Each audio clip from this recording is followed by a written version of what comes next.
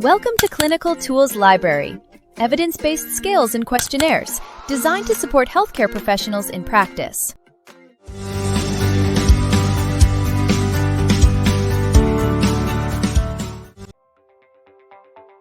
The Repeatable Battery for the Assessment of Neuropsychological Status assesses 5 cognitive domains: immediate memory, visuospatial and constructional abilities, language, attention, and delayed memory. It evaluates cognitive functioning in adults with conditions such as dementia, traumatic brain injury, stroke, and other neurological disorders. Its main purpose is to provide a brief, standardized measure for identifying cognitive impairment and monitoring changes over time. It supports clinical assessment but does not establish a diagnosis by itself.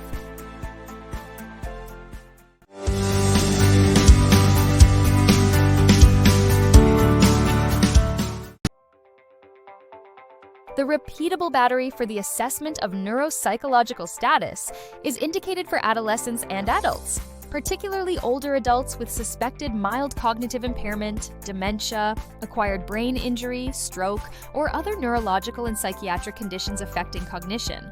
It evaluates immediate memory, visuospatial and constructional abilities, language, attention, and delayed memory. It is most useful as a brief cognitive screening and monitoring measure in outpatient, inpatient, rehabilitation, geriatric, and memory clinic settings. Administration generally requires 20 to 30 minutes, and alternate forms support repeated assessment of cognitive change. It should complement clinical history and functional evaluation rather than serve as a standalone diagnosis.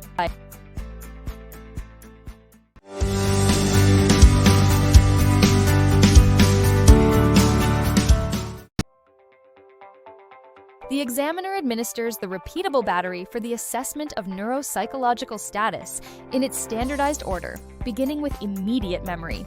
List learning requires the patient to recall 10 spoken words across 4 trials. Story memory requires immediate recall of a 12-unit story across 2 trials. Figure copy requires the patient to reproduce a geometric design scored across 10 elements. Line orientation presents 10 pairs of lines, and the patient identifies the orientation of each target line.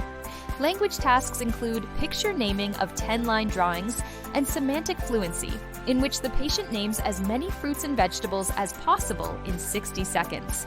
Attention tasks include digit span, comprising 10 sequences of 2 through 9 digits recalled in the presented order, and coding, which requires rapid written matching of symbols and numbers for 90 seconds across 89 items. Delayed memory tasks follow a brief delay and include list recall of 10 words, list recognition of 20 words containing 10 targets and 10 distractors, story recall of 12 story units, and figure recall of 10 design elements. The examiner records raw scores, applies the age-adjusted normative tables, and derives subtest scores, index scores, and a total scale score. Subtest scores have a mean of 10 and a standard deviation of 3. Index and total scale scores have a mean of 100 and a standard deviation of 15.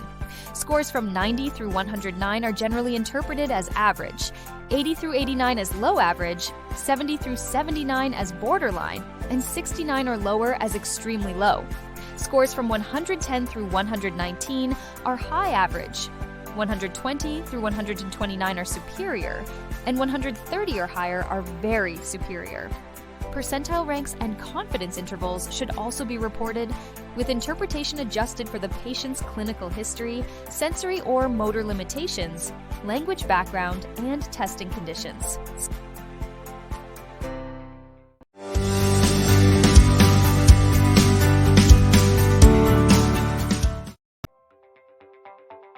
The Repeatable Battery for the Assessment of Neuropsychological Status does not have a single fixed sensitivity or specificity. Estimates vary with the patient population, diagnostic standard, and total score cutoff.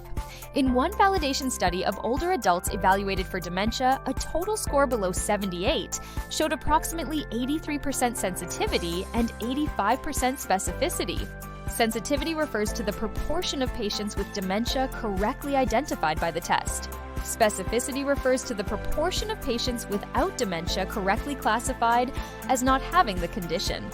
In clinical practice, these results indicate that the battery would detect about 83 of every 100 affected patients, while correctly excluding about 85 of every 100 unaffected patients.